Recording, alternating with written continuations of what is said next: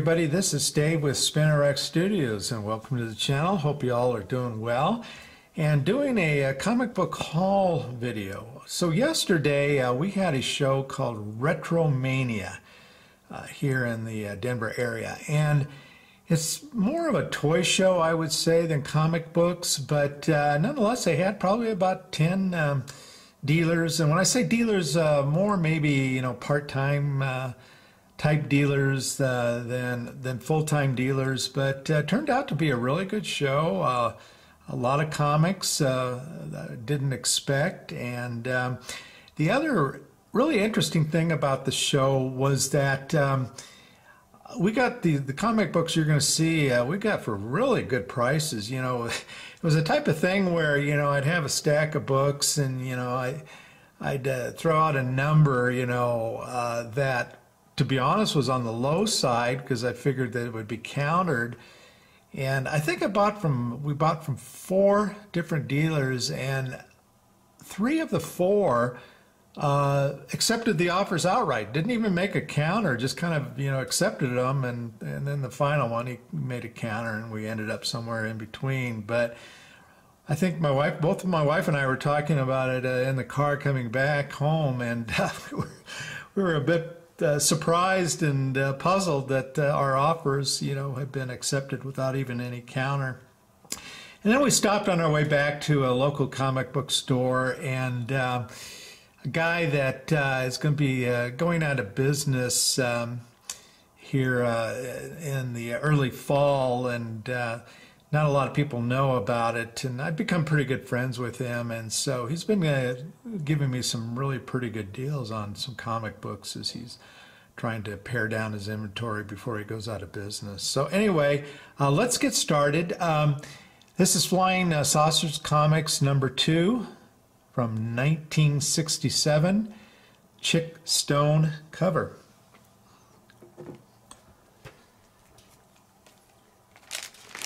Next up is Action Comics from 1961. This is issue 273.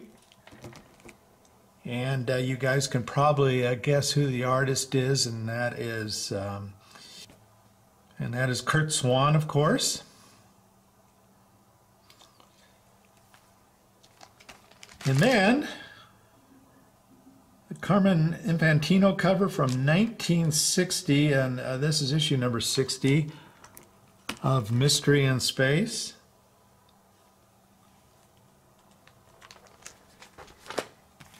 And next, let me throw up a 1968 issue of Metal Men. Mike Sikowski is the artist. And I really kind of like this this coloration on the cover and the composition of it. All right, here's a really cool book. This is 1959 Superman 133. Another Curt Swan cover, but there you got Superman coming down with some paratroopers. Now, of course, if you look carefully, you see Superman does not have a parachute. Of course, he doesn't need one. I'm really happy with that cover. Another Metal Men cover. This is issue 34 from 1968. Same cover artist as before. Strange Adventures, issue 156. This is from 1963. Murphy Anderson was the penciler on this cover. I'm getting a little bit of glare. Let me see if I can kind of get rid of that there. Weird Mystery #2. This is from 72. Howard Purcell is the cover artist.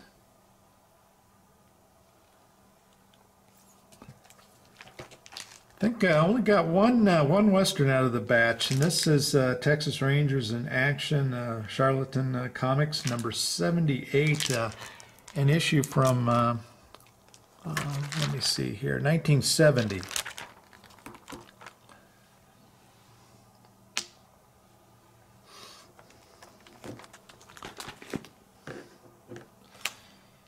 And then this is Iron Man, Sal Buscema cover from, let's see, 1971, issue 36.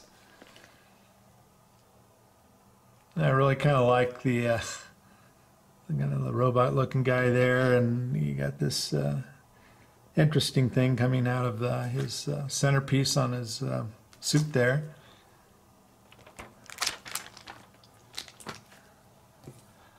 This is a more recent one, but you know, with my wife and I being Halloween collectors, really kind of a cool book.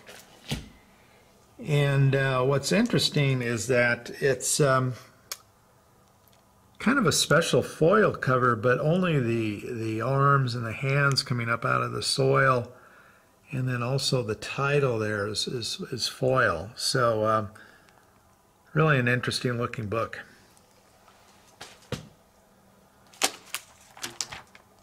Here's something I ran across. The Amazing Spider-Man versus the Prodigy. This was a giveaway book. But interestingly enough, it was from 1976. Planned Parenthood is the group that gave away the book. But yeah, it's just one of these little mini books. You can tell I've got it in a regular size Mylar. But all right, here's a Tomb of Darkness. This is from 1976, Larry Lieber cover. Tom Palmer was on the inks, issue number 20. And just adding to my horror Halloween collection.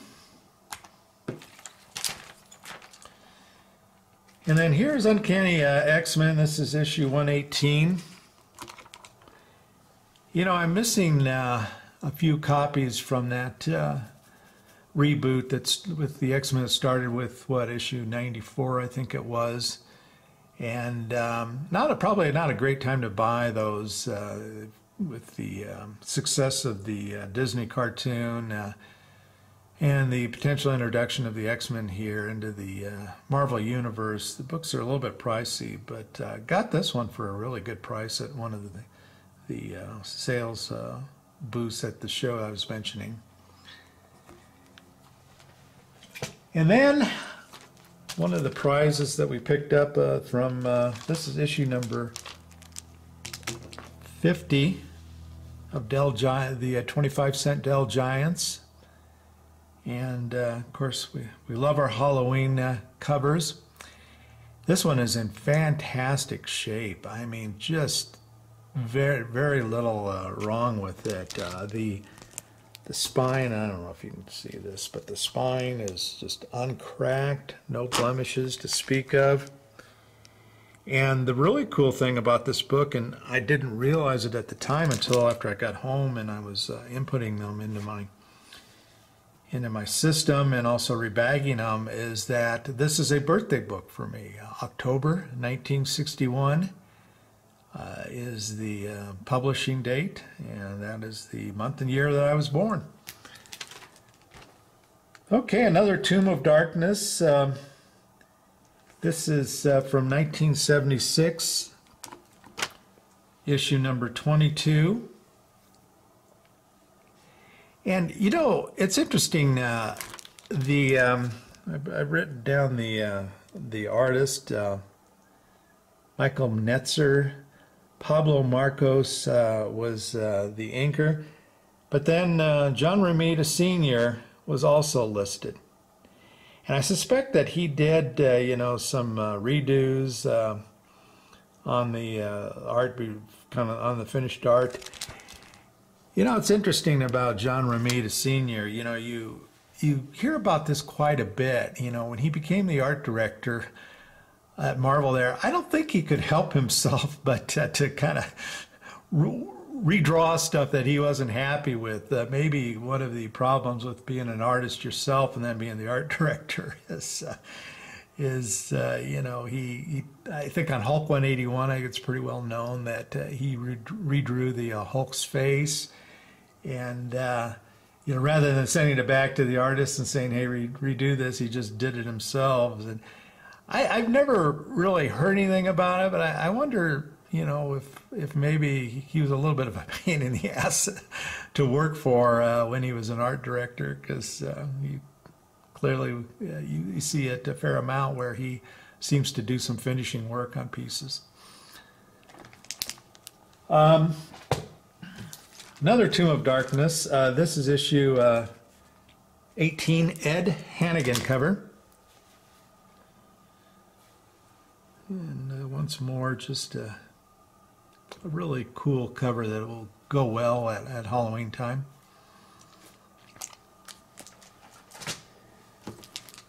Picked up a couple Archies. This is Archie at Riverdale High, issue number 30. And you got Tony the Tiger coming through the window there. Life with Archie 162, 1975, and this is a Stan Goldberg cover. On the cover I just showed you, I couldn't find where who the cover artist was, but it was right around the same period as this one. I'm thinking that Tiger one was maybe also Stan Goldberg, but I don't know for sure. Okay, this was Witching Hour, a Nick Carty cover from '74. This is number 38. And, another great book, a square bound that was in really, really good shape and just got it really cheap. You can tell this is, black cover, so it's going to be one of those books. It's difficult to find in nice condition. The spine, don't know if it's going to focus there, but spine was in really good shape. There's a little nick up at top there. I just don't think you're going to be able to see it. But really happy to have found that book, and especially for the price. I mean, I think I paid, I don't know, maybe $10 for it. It's hard to know because, like I said, I bought these in batches and gave a lowball offer, and which was generally accepted without counter. All right, so next I've got Supernatural Thrillers with the Mummy. This is a 1975 book, Frank Bruner pencils.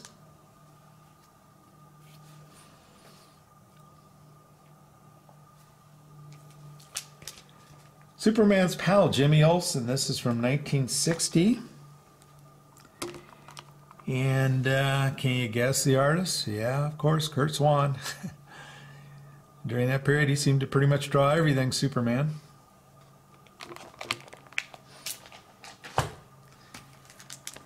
Picked up another Jimmy Olsen. This is issue 54 from 1961.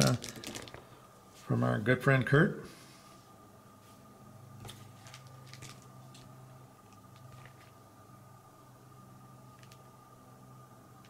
Now this one is Tomb of Darkness, issue number 11. And what was interesting about it is that this is from the Don Rosa collection, and really love the coloration here. Of this guy coming out of the cauldron there, and of course you got this character back there. But here was there's this kind of certificate in the back here that supposedly certifies that it was from the Don Rosa collection. But a beautiful looking book, just basically a near mint copy. Very happy to have picked that up. Tomb of Darkness number 12. This is 1975, and Gil Kane cover.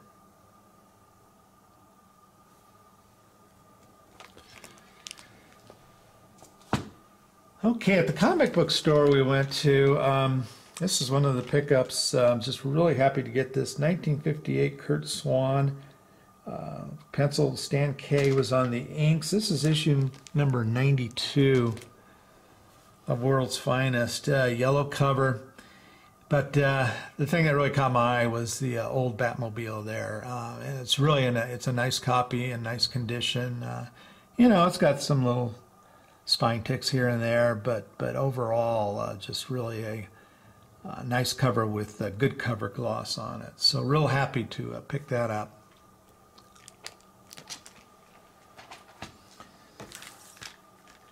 Did get a Christmas book. This is Walter Lance's New Funnies, issue 191 from 1953.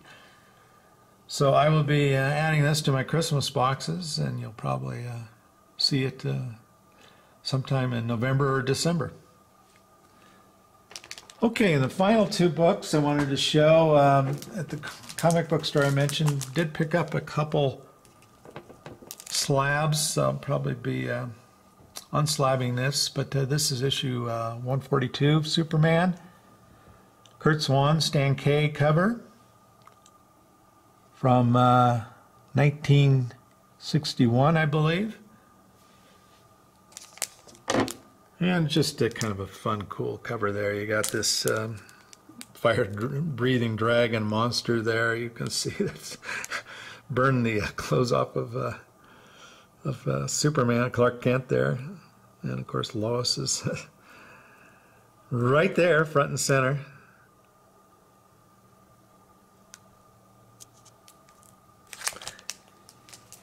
And then lastly we got this slab here where Superman travels back to Krypton and meets his parents there.